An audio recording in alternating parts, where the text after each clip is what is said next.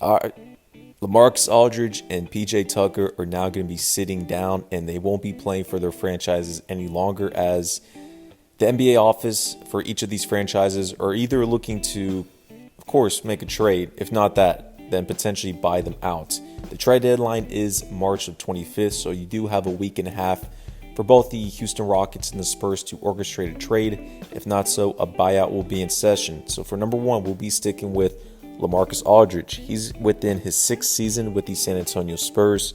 I pretty much think it's been long overdue. He's been on the Spurs for 2 seasons. He should have left after the season they lost in the first round to the Denver Nuggets in Game 7 of the 2019 NBA playoffs. I thought that next season he should have left, but it's been very stretched out for the DeMar DeRozan and Lamarcus Aldridge quote-unquote project, especially for Lamarcus Aldridge in the sixth season.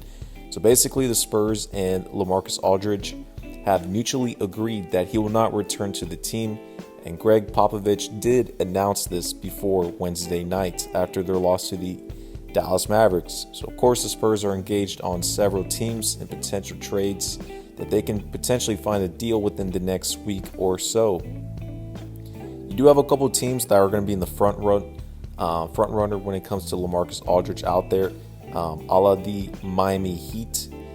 You are looking at some teams potentially like the Brooklyn Nets and the LA Lakers that could really use another big name, but they actually have not been front runners as they're looking for more defensive anchors, which is it's a weird situation. Lamarcus Aldridge this season is only averaging 13 points a night and 4 rebounds and under only 26 minutes per game. These are lows when it comes to his career for both minutes, rebounds, let alone points and in the system. So that's not a good look for him.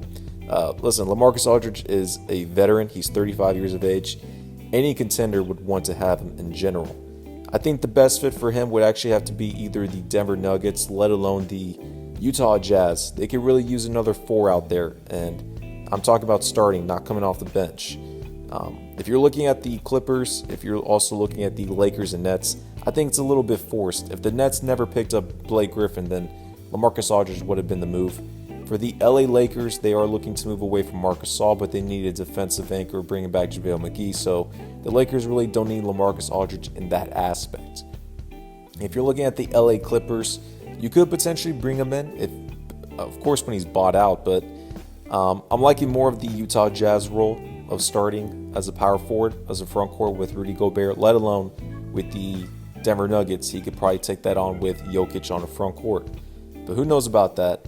If you're looking for a trade partner, then that's probably going to have to run down with the Miami Heat potentially, or the Denver Nuggets, which they can throw in a pick or two within there. But on the buyout season, I'm looking pretty much on the Nuggets and Jazz, potentially Miami as well. But Lamarcus Aldridge is an interesting situation. The Portland Trailblazers could be a move to go back to, but he had his issues back then, so who knows about that. Basically what I'm saying is Lamarcus Aldridge could fit pretty much in any team, either off the bench or as a starter. So if he's bought out, that's going to be very interesting in the trade or in the NBA landscape of things. All right, so we're going to stick now into PJ Tucker and the Houston Rockets. PJ Tucker, he's frustrated. I mean, you lost Russell Westbrook, you lost James Harden. You have a new head coach who's a rookie, and Boogie Cousins now got waived, and now they're putting John Wall in the trade market as well. So the Rockets are somewhat of a mess.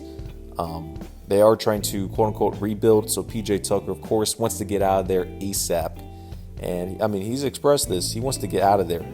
He's going to sit out games until the front office can orchestrate a trade for him. And, of course, there's no trade. They're going to buy him out. But some teams that have been the front runners, when it comes down to PJ Tucker, of course, are going to be the Milwaukee Bucks, the LA Lakers, the Brooklyn Nets, and among with the Miami Heat. I fully expect PJ Tucker to get bought out. I really doubt there's going to be trade suitors when it comes down to him and his $8 million contract that's being expired. But, you know, PJ Tucker, he's 35 years of age. I don't really care for his stats this season, man. He's only giving you 4 points a night, let alone not really getting involved too much this season with the Rockets. And self-explanatory as they're going through kind of their internal chaos and reorganization purposes as of right now. So overall, PJ Tucker, A lot of teams he could be, he could fit with potentially.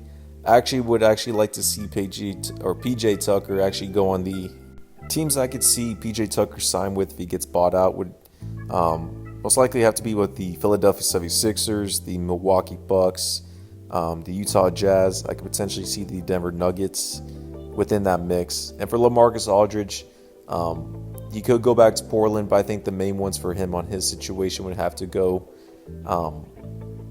for the Jazz and the Nuggets as well. Potentially the Blazers, like I mentioned.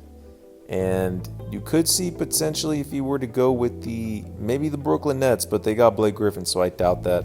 Or the Miami Heat. Those have always been the 3-4 teams that are going to be in the mix when it comes down to it. So we'll see. We'll cover more whenever the breaking news, if they get traded or they sign with the appropriate teams.